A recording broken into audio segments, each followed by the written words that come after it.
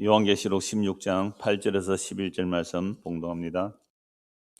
넷째 천사가 그 대접을 해에 소돔에 해가 군세를 받아 불로 사람들을 태우니 사람들이 크게 태움에 태워진지라. 이 재앙들을 행하는 군세를 가지신 하나님의 이름을 비방하며 또 회개하지 아니하고 주께 영광을 돌리지 아니하더라.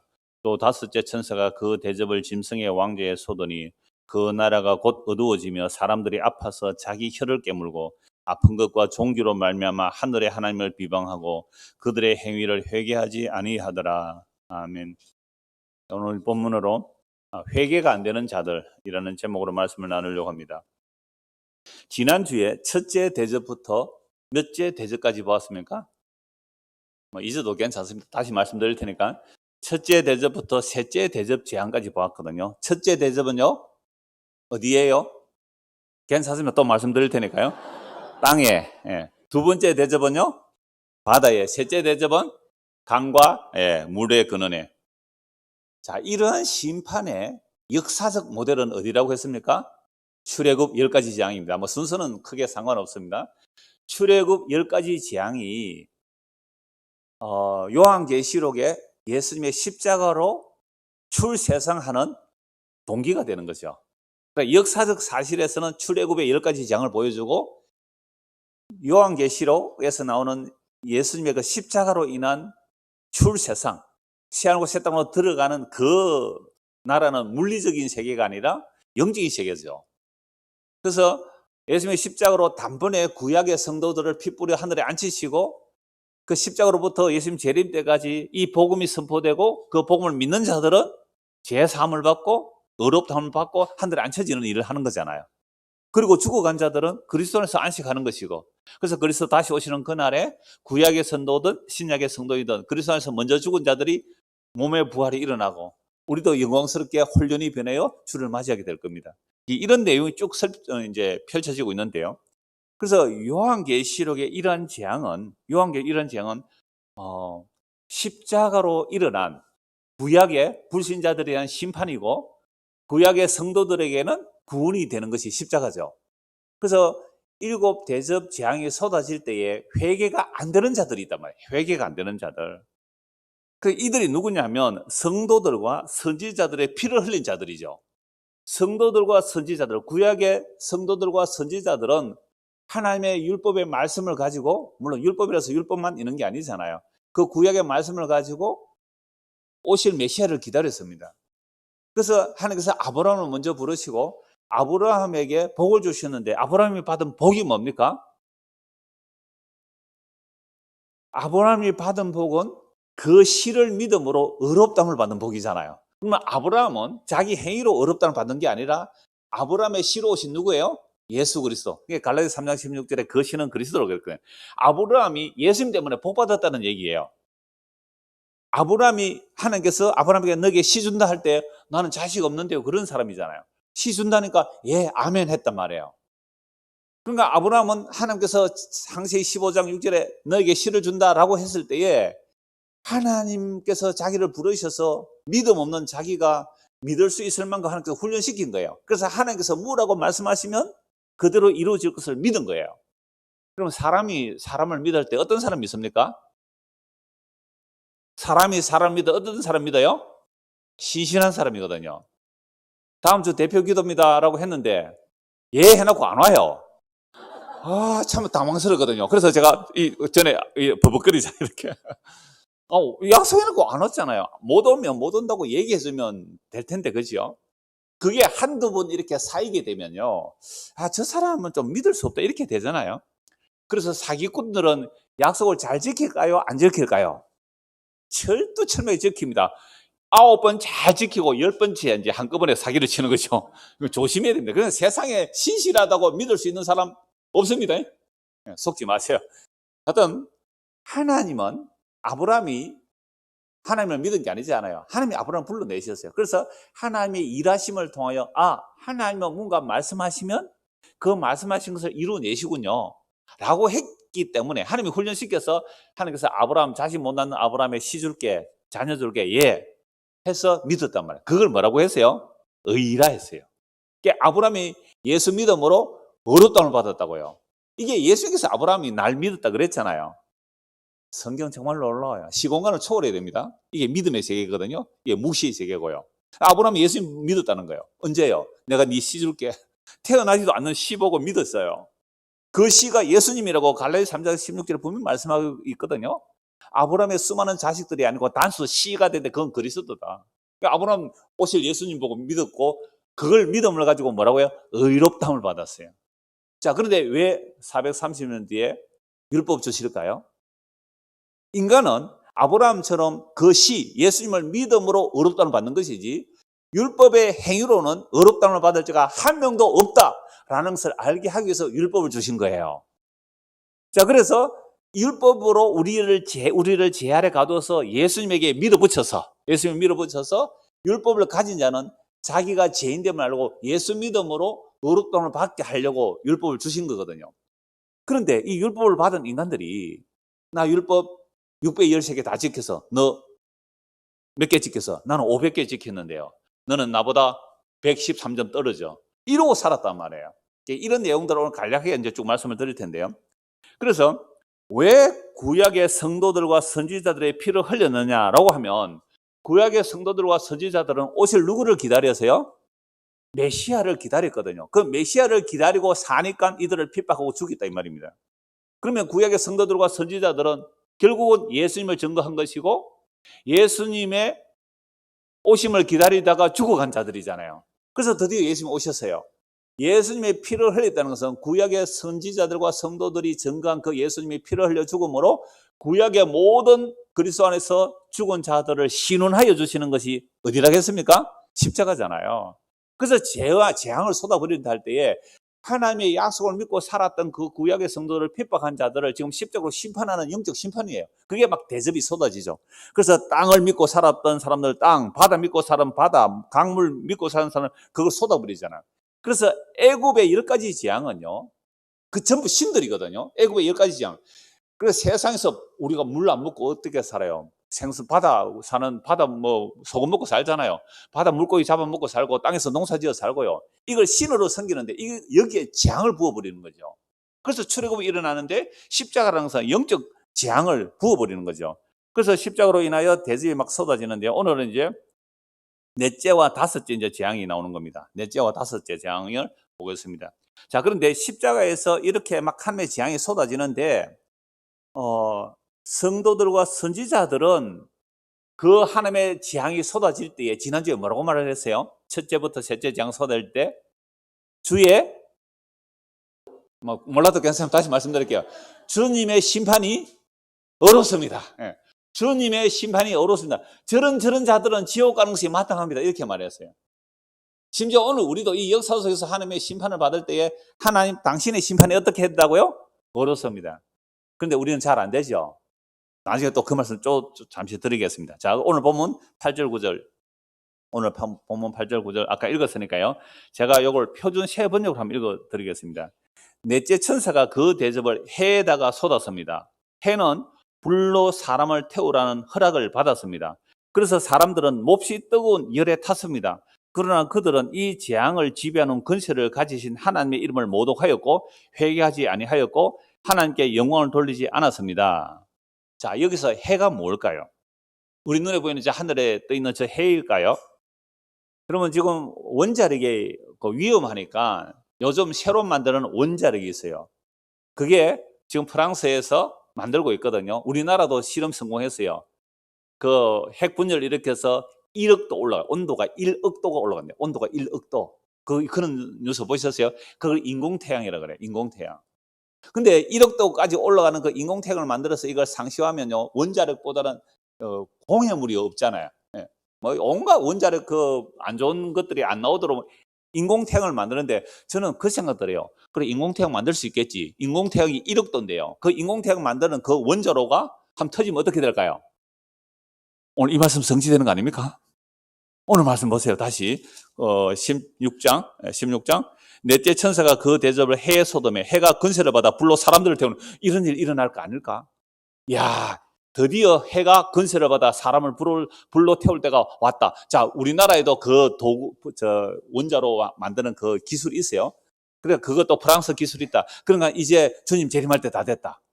빨리 회개 안 하면 여러분들 해가 막 여름을 태울 겁니다. 하면 이거 좀 솔깃해 안 해집니까?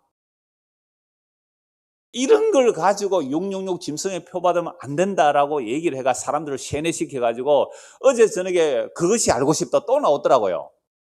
보신 분 그것이 알고 싶다. 제가 종교라서 한번 봐세요. 그게 뭐 공주에 뭐 어디에 있다 하던데요. 공주에 있고 제주에 있고 전국에 성의 표 받게 되고 짐승의 표 받으면 뜨거운 불에 타 죽고 어려서부터 그냥 세뇌를 시켜놓은 거예요.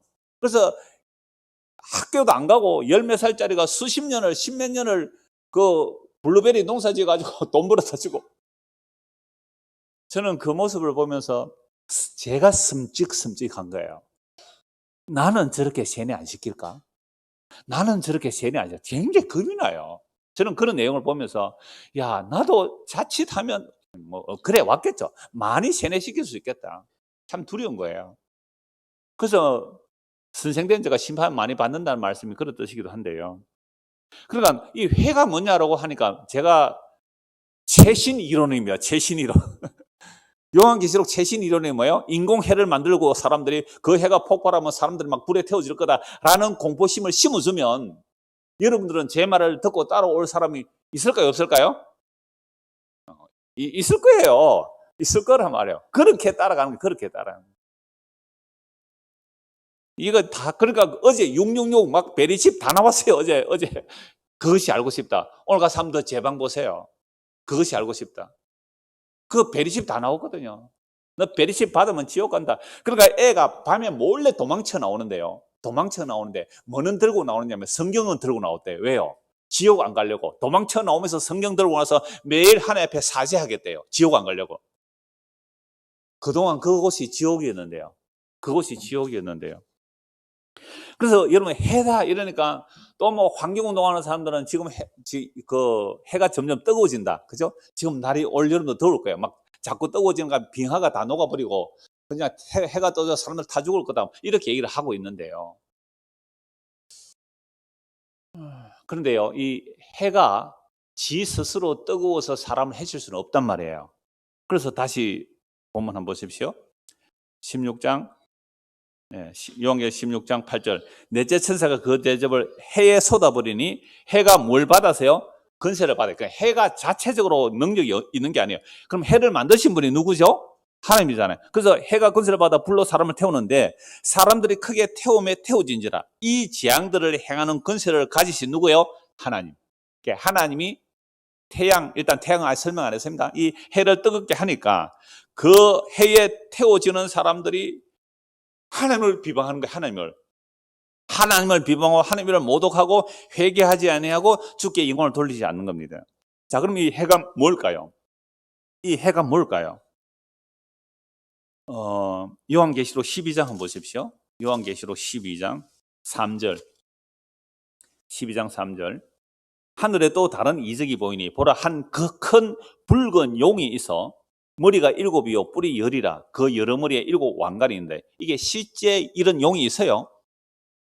대가리가 7개고 뿔이 10개고 이 괴물이죠 괴물. 7 왕관. 그러니까 7, 10 이런 것은 완전하다는 의미죠. 땅에서도 완전한 건세, 완전한 건세 능력, 뭐 왕권 이런 거 통치, 힘 이런 걸 말해요. 뿔이 10이다. 최고의 건세를 말하는 거죠. 그게 용이죠. 용. 큰 붉은 용. 자, 그런데 그 용 꼬리가 뭘 끄집어 내린다고요? 하늘의 별 3분의 1을 끌어다가 하늘의 별 끌어들이려면 용 꼬리가 몇 미터 돼야 됩니까? 용 꼬리가 몇 미터 돼야 돼요? 여러분 지구에서 태양까지 거리가 시속 30만 킬로미터로 달려서 초속이에요. 초속 30만 초속이에요. 시속이에요. 초속 30만 킬로미터 달려서 지구까지 8분 20초 가야 됩니다. 태양에서 번쩍한 빛이 지금 우리가 보고 있는 이 빛은 8분 전에 폭발한 빛이거든요. 그러니까 보세요.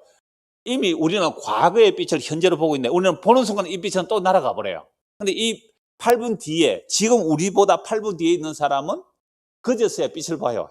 이 시공간의 이야기는 이런 거잖아요. 그렇다면 좋습니다. 용이 하늘의 별을 3분의 1을 끌어내린대요. 하늘의 별 끌어내려면 용 꼬리가 몇 미터 돼야 돼요? 이 센서가 있었어요. 7m라요, 7m. 그러니까 이건 상징이잖아요. 어떻게 용이 하늘의 별 3분의 1을 꼬리로 끌어내릴까요? 뭐 끈이론입니까? 물리학 관심 있는 끈이론도 나오는데요. 그러니까 이 얘기는 별이 뭐냐? 사탄의 쫄개들이잖아요. 그러면 붉은 짐승은 뭐냐? 그 사탄의 대가리, 머리예요, 머리. 해가 용이라 이 말입니다. 그걸 비유로 말하는 거잖아요. 다시 보십시오. 하늘에 또 다른 이적이 보니 보라 한 큰 붉은 용이 뭘 끌어내린다고요? 별 3분의 1, 하늘의 별 3분의 1. 그냥 별 3분의 1 떨어졌다는 얘기 아니잖아요. 땅에 던지더라. 용이 해설하는 여자 앞에서 그가 해설하는 그 아이를 삼키려고 한다. 이게 용, 별. 요건 이제 다음 주 보면요. 아마겟돈이 열리고 거기에서 이 군대가 와서 예수님을 대적하려고 하는 겁니다. 예수님을 대적하려고 하는 거. 그래서 하늘에서 용이 떨어진 거, 이걸 별이 떨어졌다 그러잖아요. 별이 떨어졌다. 예수님께서 말했잖아요. 사탄이 하늘에서 별처럼 떨어졌다. 여러분, 해도 별입니다. 해는 해지 별 아니다. 그러는 분 계세요? 선생님, 초등학교 선생님 물어봐요. 해 별이에요? 별 아니에요? 예, 별입니다. 그래, 초등학교 선생님이 별이라고 하면 별 맞아요. 아들을 가르쳐야 되니까. 그러니까 태양보다 더 멀리서 태양처럼 폭발하는 그 불빛이 반짝반짝 거리잖아요. 태양보다 훨씬 먼 거리에 있는 조그마한 별들이 태양보다 수백 큰 그 불빛들이 와요. 그러니까 그게 별이란 말이에요. 태양도 별이란 말이죠. 그러니까 이건 하늘의 태양을 지금 용에 상징하는 겁니다. 그 용이 떨어지는 거죠. 용이 떨어지는 거. 그래서 그 용이 건설을 받아서 사람들을 막 괴롭히니까 하나님께서 허락한 거예요. 그럼 용이 건설을 받아 괴롭히는 그 괴롭힘의 대상들이 누구일까요? 제가 종종 말씀드렸죠. 누구일까요? 신자예요? 불신자예요? 불신자는 왜? 십자가에서 불신자예요. 그러니까 사탄은요, 제가 그런 사기꾼 얘기했잖아요.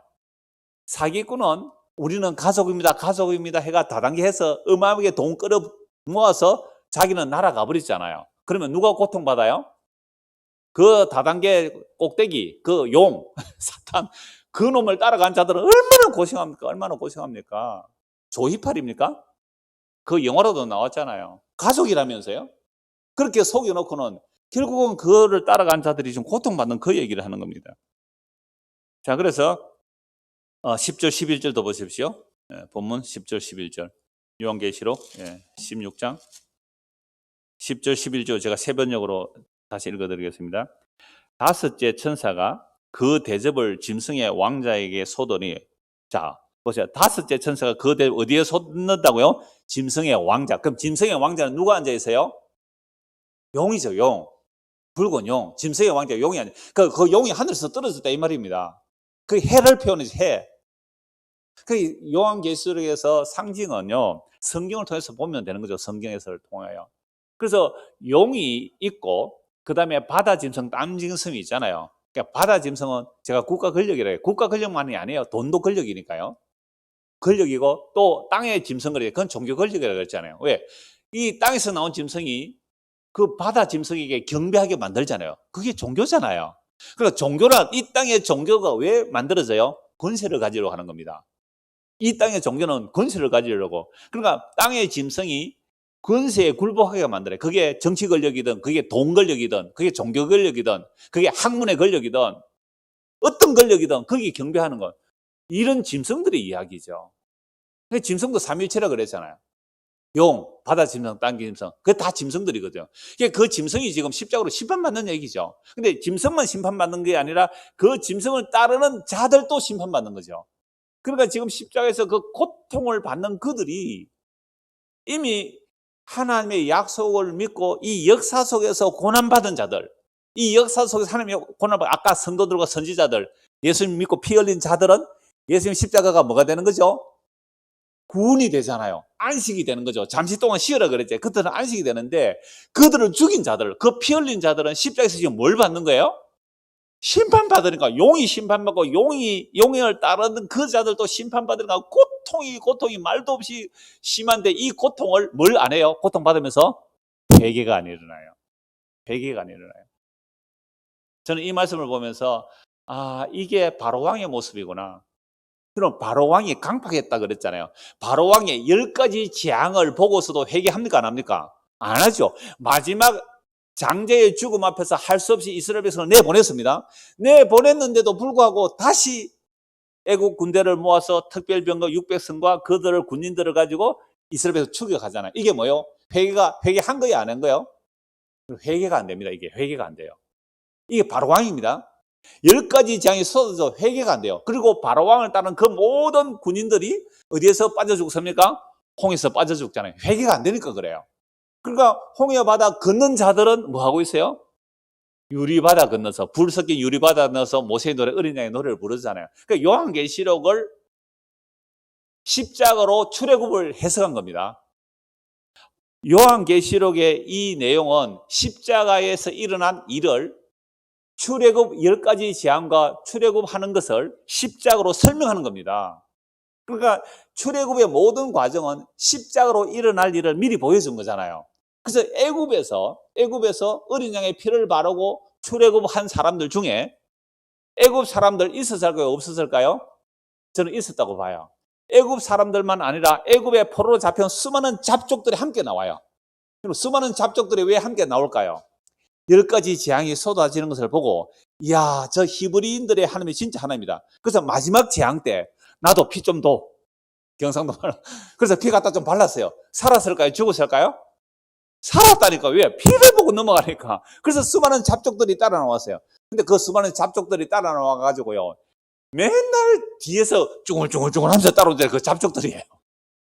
그래서 진 끝을 불살라버리잖아요. 그러면 학교든 뭐 교회든요, 뭐 어디든 간에 제일 뒤에 따라오는 사람들 뭐예요? 중얼중얼 하면서 따라오죠. 그 잡족들이에요, 잡족들. 그 잡족들이 수많이 따라왔단 말이에요. 그들도 10가지 재앙을 보면서 야, 진짜 이스라엘 하나님 진짜 하나님하고 따라 나왔단 말이에요. 그런데 안 따라오고 결국 그들 죽이려고 했던 자들은 홍해바다 빠져 죽는 거잖아요. 그래서 불이 섞인 유리바다 걷는 자들이, 어린 양의 피로 걷는 자들이 모세의 노래, 어린 양의 노래를 부르는 거잖아요. 출애굽을 정확하게 알면 요한계시록은 이게 십자가로 일어날 하나님의 구원과 심판의 내용이구나. 그러니까 요한계시록은 항상 뭘로 보세요? 예, 출애굽 과정을 보세요. 출애굽 과정. 그리고 성경 전체 흐름을 따라 보면 요한계시록 십자가로 이런 애굽의 재앙이 쏟아지듯이 십자가로 심판을 하시고 하나님의 백성을 구원해내시구나. 이렇게 보면 너무너무 기쁜 소식이에요. 누구에게는요? 성도에게는. 너무너무 기쁜 소식이에요. 너무너무 감사의 소식이에요. 지금 막 핍박받고 고난받고 막 죽음의 위협, 고통 속에 있는데요. 주여, 주의 심판이 어렵습니다. 라고 하면서 오히려 원망하지 않고 속히 그 나라가 임하기를 기도하며 또 주님 다시 오실 날을 소망하게 되는 것이 요한계시록을 제대로 보는 자들의 모습이거든요. 자, 그래서 10절, 11절, 본문 10절, 11절 다시 읽겠습니다. 표준 세번역으로 제가 읽어드리겠습니다. 다섯째 천사가 그 대접을 짐승의 왕자에다가 쏟으니 짐승의 나라가 어두워지고 사람들은 괴로움을 못 이겨서 저희의 혀를 깨물었습니다. 그들은 아픔과 부스럼 때문에 하늘의 하나님을 모독하였습니다. 그러나 그들은 자기들의 행동을 회개하지 않았습니다.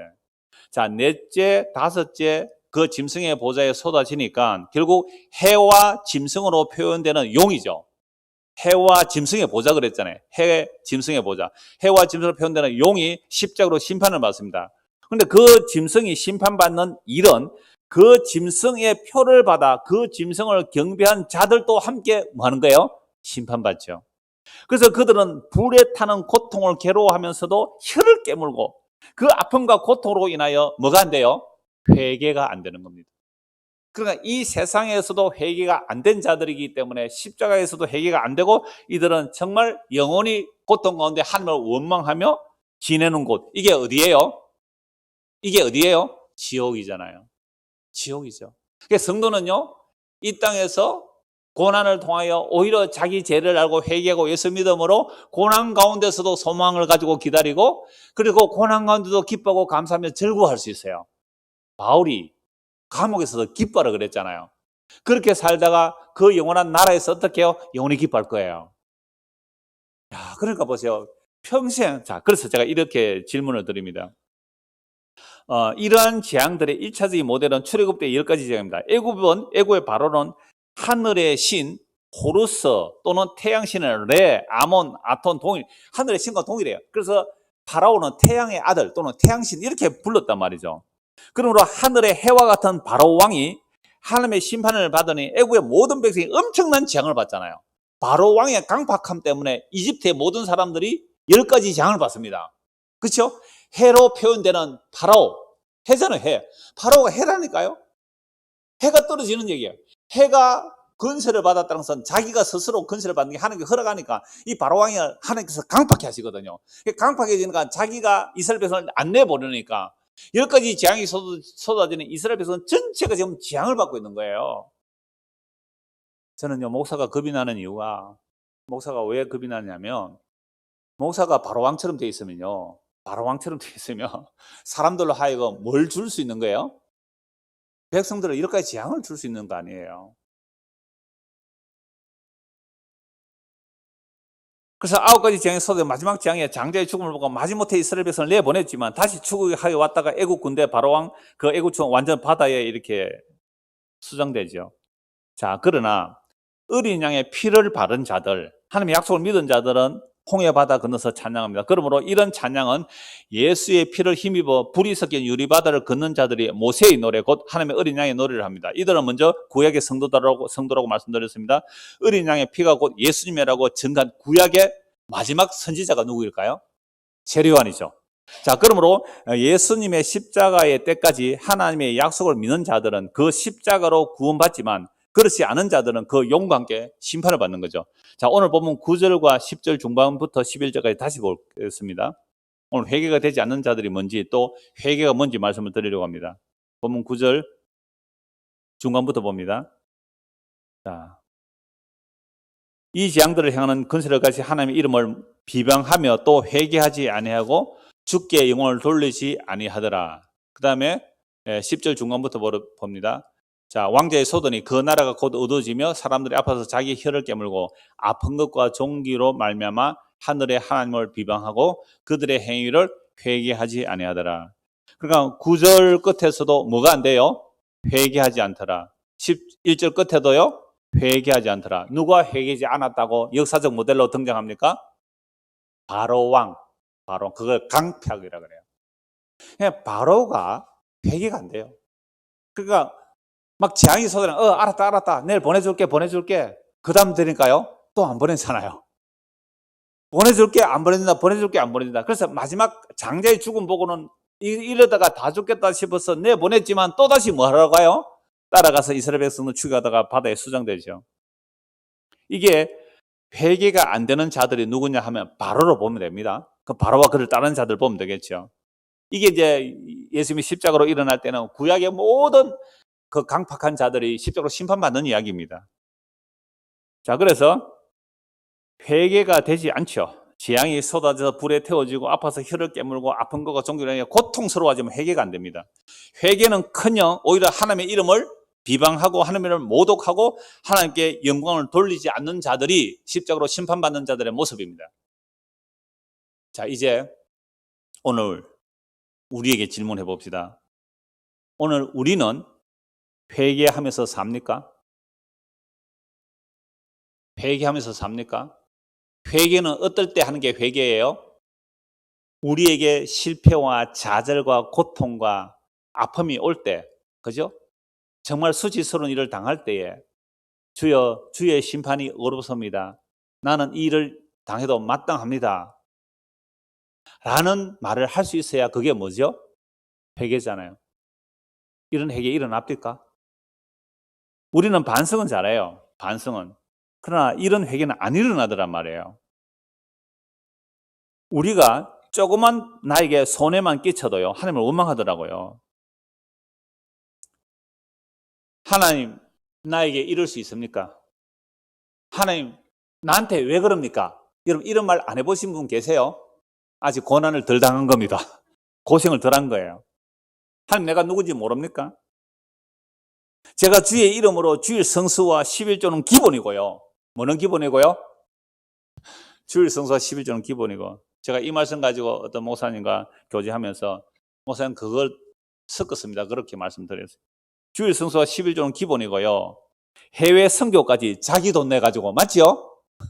해외 선교까지 자기 돈 내가지고 목숨 걸고 다녀온 사람 우리 교회도 많습니다. 요 오기 전에, 요 와서는 안 가더라고요. 해외 선교 목숨 걸고 다녀온 사람입니다. 그런데 어떤 어려움이 딱 닥쳤어요. 그러니까 이렇게 말했대요. 난 직접 들었어요, 그분에게. 하나님, 나한테 이러면 안 되지요? 여러분, 그 정도 자신이세요?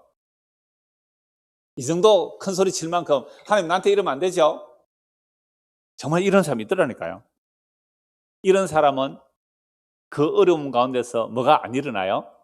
회개가 안 일어나고 오히려 하나님을 뭐 하고 있어요? 원망하고 있었잖아요. 이야, 이런 뭐 좀 했습니까? 하나님 이닥에 섬기면서 한 50년, 60년 지나면서 뭐 좀 한 거 있어요?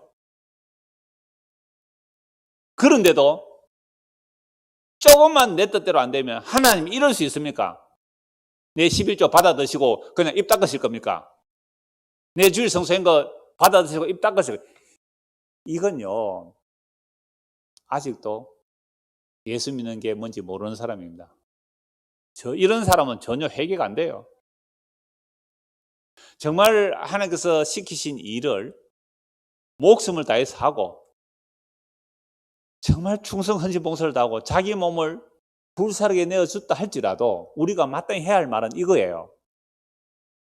주여, 마땅히 해야 할 일을 한 것뿐이 무익한 종입니다.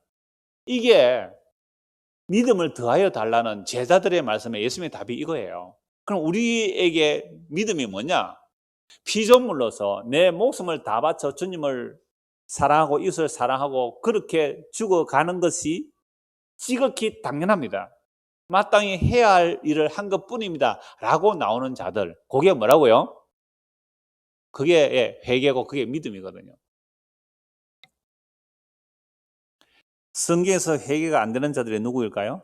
율법의 의로 무정한 자들입니다. 율법의 의로 흠이 없다고 이기는 자들은 회개가 되지 않습니다. 오늘 우리식으로 말하면 제가 방금 앞에 예를 든 사람처럼 자기는요, 교회가 요구하는 여러 가지 일을 충분히 할 뿐 아니라 넘치게 하고 헌신봉사 총사를 다른 사람보다 더 열심히 했어요. 그리고 자기 돈 내서 정말 위험한 지역에 뭐 이란, 이라크 이런 데까지 선교까지 하고 온 사람들이에요. 그게 선교인지 뭐한지 모르겠습니다만은 땅 밟고 왔다 그래요. 자, 그렇게 위기를 느껴요. 그러면 짜릿짜릿해요. 그래 갔다 오면요, 막 신앙이 막 불이 붙어요. 신앙이 불이 붙는 게 아닙니다. 종교에 막 불이 붙어요. 목숨 막 걸고 갈 수 있잖아요. 근데 그렇게 갔다 왔는데 나한테 뭐가 오니까? 실패, 좌절, 고통, 어려움, 힘듦, 일이 안 풀림, 이래 나오니까 뭐가 일어난다고요? 하나님 나한테 이럴 수 있습니까? 이게 회개가 안 되는 거예요. 회개가 뭔지도 모르는 거예요. 예수 믿는 게 뭔지도 모르는 거예요. 그러니까 인간은 회개 안 됩니다. 여기 서 있는 저도 회개가 안 되더라고요. 무슨 회개가 돼요? 이런 회개가 어떻게 일어납니까? 안 돼요, 인간은. 회개가 안 되는 자들 제목하니까 너는 회개되나? 아니요, 저도 회개 안 돼요. 그럼 어떻게 회개가 일어납니까? 그래서 구약에서 회개를 이미 약속하고 있습니다. 말라기 4장 한번 보십시오. 구약 성경 마지막 성경 말라기 4장입니다. 말라기 4장.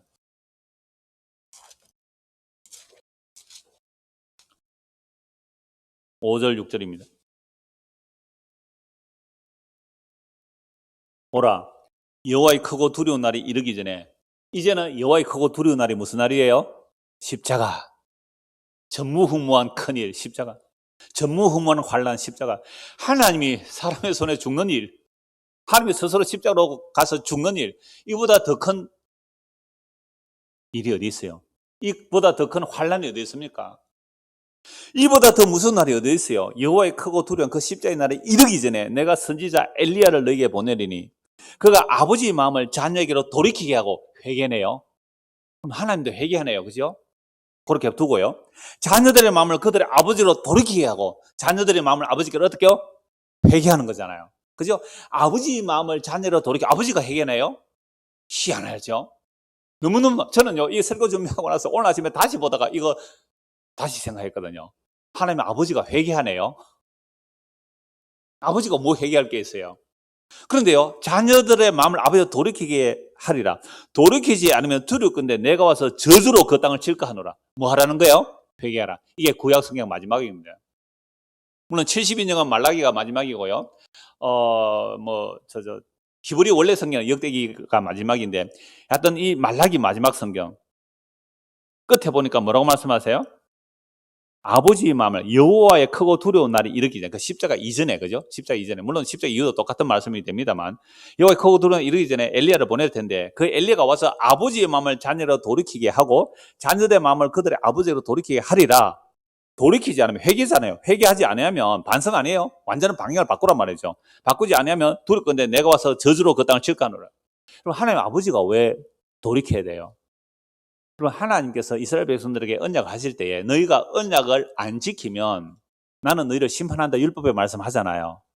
그러면 하나님께서 그 율법대로 심판해버리면 우리는 심판당해도 마땅해요. 그런데 왜 하나님께서, 죄는 우리가 지었는데 하나님께서 왜 돌이켜 주셔야 돼요? 이게 아브라함 언약이에요. 아브라함 언약을 맺을 때 짐승 잡아놓고요, 아브라함 지나가지도 않았어요. 근데 하나님이 타는 횃불 형상으로 지나가시면서 너와 나랑 약속했다 이렇게 말해요. 그러니까 하나님은 자기 생명을 걸고 약속했기 때문에 죄는 우리가 지었는데, 죄는 우리가 지었어요. 그래서 돌이키기를 우리가 해야 되는데 하나님이 돌이켜 주신대요. 하나님이 돌이켜 주신대요. 다른 말로 하나님이 회개했다는 말이에요. 무슨 회개예요?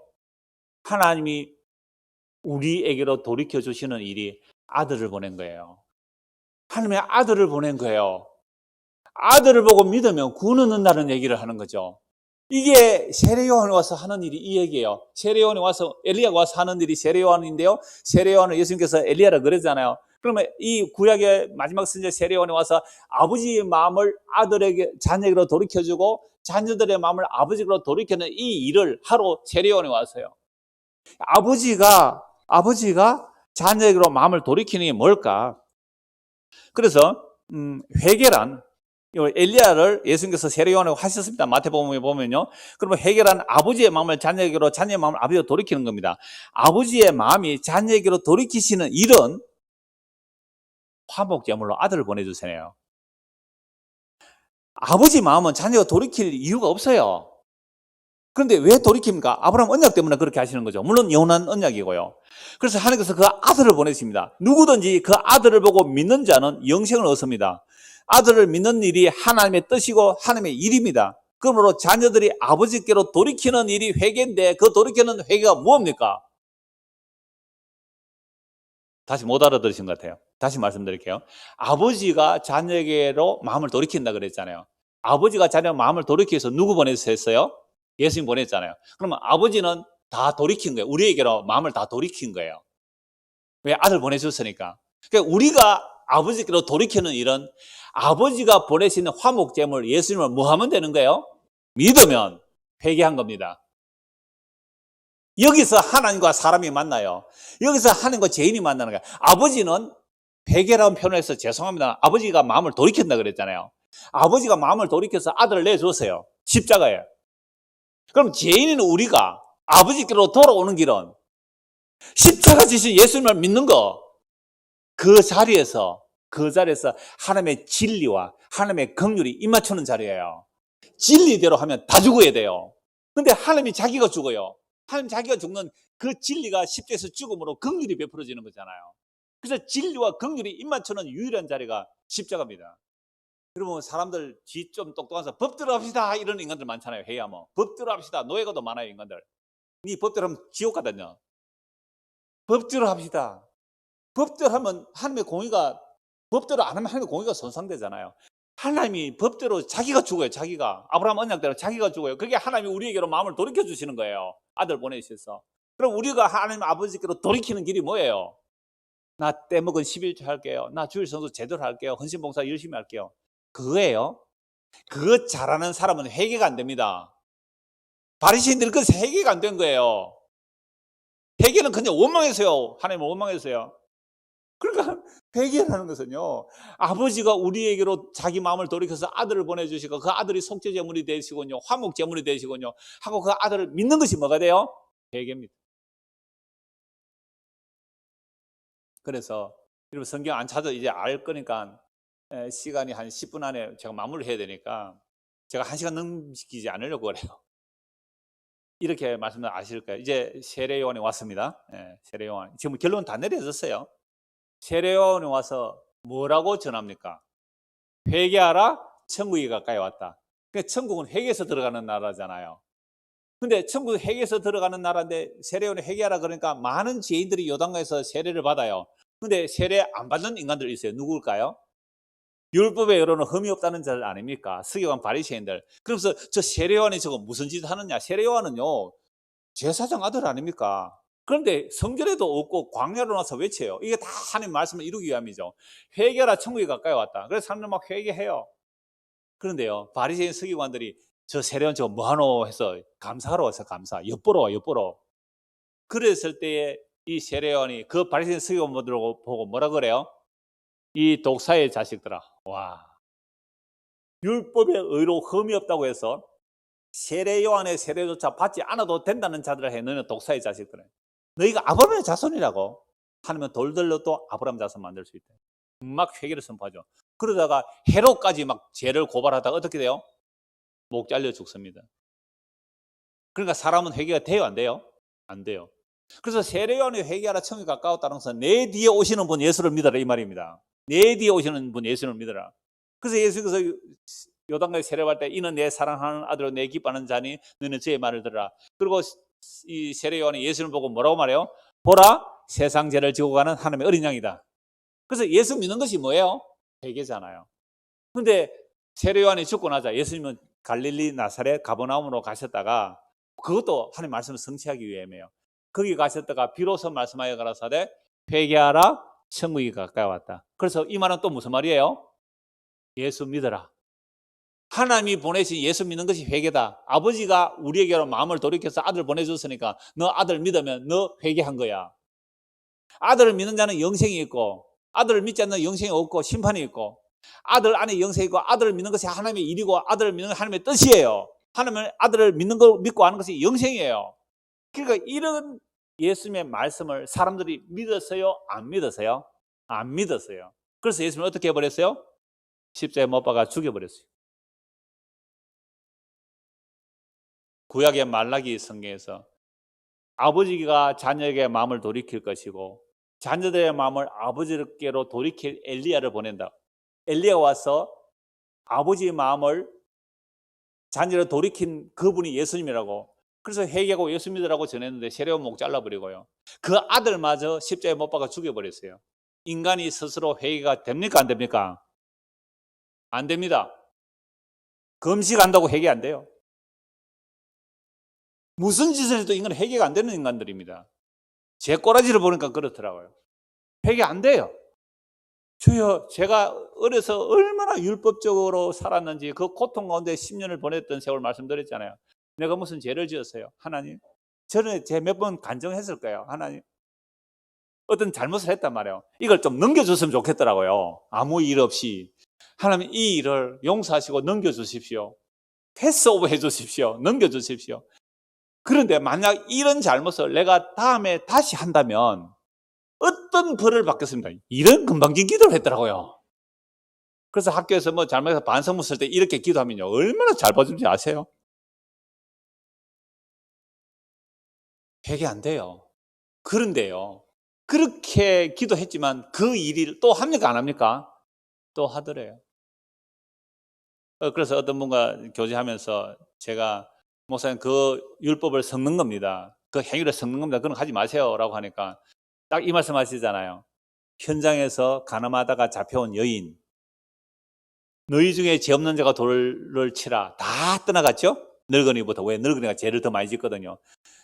산만큼 죄 지은 거예요. 다 떠나가고 아무도 없어요. 여인이여 누가 너를 정죄하느냐? 아무도 없나이다. 나도 너를 정죄하지 않노라. 그러므로 너는 다시 죄를 범치 말라. 용서해주고 죄 범치 말라고 했잖아요. 질문하셨어요. 제가 뭐라고 대답했냐면 그 여인이 예수님한테 용서받고 나가서 세상 사랑 안 했을까요? 돈 안 좋았을까요? 그 여인은 너는 다시 죄를 범치 말라라고 했을 때 뭘 담고 갔을까요? 예수님이 나를 정죄하지 않는다는 그걸 담고 간 거예요. 십자가 안에서 정죄함이 없다는 그거 붙들고 가는 거죠. 그게 죄 안 짓는 겁니다. 그 여인이 평생 예수님의 용서를 담고 살아가는 거, 그게 죄 안 짓는 거라니까요. 그래서 나가서 또 결혼해야 될 거 아니에요. 또 밥 먹고 살아가야 될 거 아닙니까? 인생이 사는 게 죄인데요. 인생은 속임수예요. 시편에 보면 인생은 속임수라니까요. 아니, 속임수가 정직하게 해봤자 속임수입니다. 회개가 안 돼요. 세례요한 죽여버립니다. 회개하라는 예수님 죽여버립니다. 그럼 어떻게 회개가 일어날까요? 어떻게 회개가 일어날까요? 예수님께서 요한복음 14장 이렇게 말씀하시죠. 내가 떠나가면 너희가 떠나간다. 자꾸 걱정해요. 메시아가 오면 같이 있어야, 영원히 함께 있어야 돼. 왜 떠납니까? 내가 떠나가서 유익하다. 떠나가야 누구 보내준다고요? 성령을 보내줄 거야. 그전에는 너희가 말해도 몰라. 그러나 미리 말해놓는 이유는, 그래도 말씀 다 하셨잖아요. 미리 말해놓는 이유는 뭐예요? 성령이 오면 내가 한 말이 기억나고 깨닫게 되고 믿게 하려고 성령 보내줄 거야. 그래서 요한복음 14장, 15장, 16장에서 예수님이 죽는다는 얘기하고, 그리고 아버지가 내 안에, 내가 아버지 안에 있는 이 관계 속에 너희도 끼워 넣어 줄 테니까, 그렇게 하려면 내가 죽는 일 외에는 없어. 내가 죽는 일 외에는 없어. 그래서 예수님 십자가의 죽음으로 아버지께서 자기의 준 자들을 몽땅 모아서 돌이켜서 아버지를 데려가는 것. 회개는 누가 합니까? 세상에 죄도 없는 예수님 하네요. 우리의 죄를 끌어안고 예수님이 회개하는 것이 십자가입니다. 우리의 죄를 끌어안고 우리의 죄가 되셔서 십자가에서 회개해서 아버지께로 돌이키는 그 회개를 예수님이 하세요. 그러니까 우리는 회개조차도 못해요. 그래서 우리는 예수님을 믿습니다. 너무너무 놀라요. 예수 믿는 게 얼마나 놀라운지 몰라요. 요한복음 16장 보십시오. 요한복음 16장.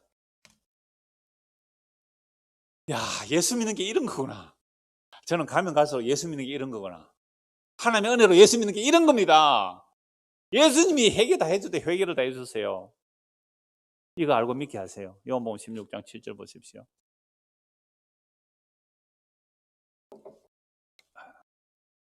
그러나 내가 너희에게 실상을 말하노니 내가 떠나가는 것이 너희에게 유익이라. 내가 떠나가지 않으면 보혜사가 너희에게 오시지 않을 것이요. 그럼 보혜사가 예수님입니다. 예수님이 떠나간다는 육체로 계시니까 시공간에 제한 받았어야 돼요. 온전한 사람으로 오셨으면. 그래서 십자가에 죽으시고 보혜사를 보면 또 다른 보혜사라는 것은 예수님의 영이 오는 거죠. 예수님이 육체로 떠나가셔서 죽으시고 부활 성전에 성령의 응령을 부어주시는 분이 되지만 예수님의 영이거든요. 그러니까 예수님이 오는 것이, 우리 예수님이 이 땅에 계실 때는요, 제한적으로 제자들에게만 같이 있을 수 있잖아요, 보혜사로. 근데 부활 성전 하시는 후에는요, 전 지구사에 동시에 임마누엘 하실 수 있는 거예요. 우리 안에 오실 수 있단 말이에요. 보혜사가 너희에게로 오시지 아니할 것이요 가면 내가 그를 너희에게 보내리니 그가 와서 뭐 하신다고요? 죄에 대하여, 의에 대하여, 심판에 대해 세상을 책망하시리라. 그러니까 성령이 오게 되면 죄가 뭔지, 의가 뭔지, 심판이 뭔지 세상을 책망하는데, 우리는 세상에 살죠. 세상에 살면서 죄가 뭔지 알아요. 세상에 살면서 의가 뭔지 알아요. 세상에서 살면서 심판이 뭔지를 알아요. 근데 이걸 책망해버려요. 그래서 의에 대하여라, 죄에 대하여라 하면 그들이 나를 믿지 않는 것이요. 아, 성령이 임하니까 뭐가 죄인 줄 알아요? 예수 안 믿는 게 죄잖아요. 우리 예수 안 믿고 살아요. 예수 믿어준다는 나의 행위 믿고 살죠. 그 다음에 의에 대하여라 하면 내가 아버지께로 가니 너희가 다시 나를 보지 못하며, 심판에 대하여라 하면 이 세상 임금이 심판을 받았습니다. 이 세상 임금 마귀가 심판받았다. 어디에서? 십자가로 심판받잖아요. 아직 심판받기 전인가 심판받았다라고 말씀하세요. 그래서 내가 아직도 할 말이 많은데 너희 못 알아들으니까 내가 성령 보내면 알아들을 거다라고 말씀합니다. 자, 그러면 심판부터 잠깐 보죠. 세상의 심판 개념이 있어요. 여러분, 세상의 심판 개념, 무엇이 심판 개념입니까? 내 행한 대로 심판받잖아요. 잘하면 상 주고 못하면 벌 받고. 이 세상의 심판 개념을 책망하는 것이 성령이 임하여 세상의 임금 아래 살아가는 자들의 그 심판관을 책망해버려요. 그럼 이 세상 임금이 우리를 어떻게 속이고 있을까요? 이 세상 임금이 어떻게 우리를 속이고 있을까요? 제가 어제 박문수 지사님 그 신방 가서 설교를 한 3-40분 한 것 같아요. 혹 이사에서 신방하면 고고 각오하고 부르십시오. 저는 박문수 지사님 한 7-8년 전에 만났는데요. 이사 현집 다 가봤거든요. 최초로 집은 대방동 살았습니다. 여러분, 창원 사는 사람들은 대방동 자기 집 갖고 살았다 하면 어떤 사람인지 알아요? 잘 몰라요. 설명할까요? 다른 데는 한 필지가 7, 80평인데 대방동은 150, 60평입니다. 이제 아시네요. 거기 좋은 집에 살았어요. 그래서 집이 넓으니까 또 여집사님이 애들 오면 얼마나 맛있는 거 잘해줬는지 몰라요. 맨날 아이들이 버글버글했습니다. 그곳에. 아이들이 맨날 놀러 왔거든요. 근데 어려워져서 아주 좁은 바로 교회 옆에 이사 갔잖아요. 그래서 어제 막내가 그 예배 같이 참석해서 내가 그랬어요. 이름 안 부를게요. 막내라고 할게요. 저기 이름이 걸려 있잖아요. 그래서 야, 너 좋은 집에 살 때 친구 초청하면 안 부끄러운데 좁고 작은 집에는 아이들 올 수 없지만 친구들 부르려면 좀 쪽팔렸지? 그런가? 예, 그래요. 자, 그러면 제가 그러면서 설교를 했거든요. 그러면 여러분 예수님에게로 초대할 때는 우리는 어떻게 초대합니까? 가장 치욕스럽고 가장 수치스러운 그 십자가로 예수님을 초청해야 되는 거죠. 근데 우리는 그런 예수님을 소개하기 싫어서 어떤 예수 소개하죠? 예수 믿고 복 받는 그죠? 저 사람 예수 믿고 성공한 그런 예수 소개하잖아요. 그러니까 우리는 다시 지하로 가야 되겠어요. 처음에 여기는 얼마나 깨끗하다 그런지 이게 세상 임금에게 붙들려 있으니까 세상에 체면 세우는 삶, 그죠? 세상 사람들이 나를 어떻게 말할까? 그렇게 살아가는 세상 임금에 붙들려 있는 우리의 가치관을 책망하는 것이 성령이에요. 너 오늘 옷 왜 그렇게 입고 천국 가서? 너 남 구제할 때 왜 구제해서? 너 헌금 왜 해서? 너 다른 사람에게 잘 보이려고 왜 거짓해서? 책망하세요. 이게 세상 임금이 심판받았는데 세상 임금은요 보암직하고 먹음직하고 세상이 자랑이 될 것으로 우리의 눈과 귀를 속이고 있거든요. 그러니까 우리가 살아가는 모든 삶은 세상 임금에 속아서 살아가고 있잖아요. 그게 자기 이름 내기입니다. 자기 이름 내기 아니에요. 저도 얼마나 제 이름 내기 원하는지 아세요? 어떤 이상한 선지자락하고 뭐 지가 나시린락하고 지가 뭐 작은 예술을 하면서 온갖 사이트 돌아다니면서 십자가 복음에서 날 믿어야 구원받는다고 말이지. 김성수도 나를 증거했고 또 뭐 홍역학당에 누구도 자기를 증거했고 이상훈 목사도 자기 걸 다 읽었대. 내가 지걸 읽은 것은요 미친 소리 하느냐고 읽었는데 날 지 종기서 읽은 것처럼 말하고요. 주성교회 가서는 뭐라 하는지 아세요? 아, 상훈 늘호리 이정호 목사한테 가서 물어보세요. 나는 선지자입니다 이러고 있더라고요. 내가 그 게시판에 올렸다가 뭐 제가 개인 메일로 보내놨는데 아니 답도 안 해요. 제가 왜 근데 관심이 있을까요? 그런 사람에게 내 이름이 오르내리는 게 싫은 거예요. 그러니까 저는 지금도 누구 이름에 살아요?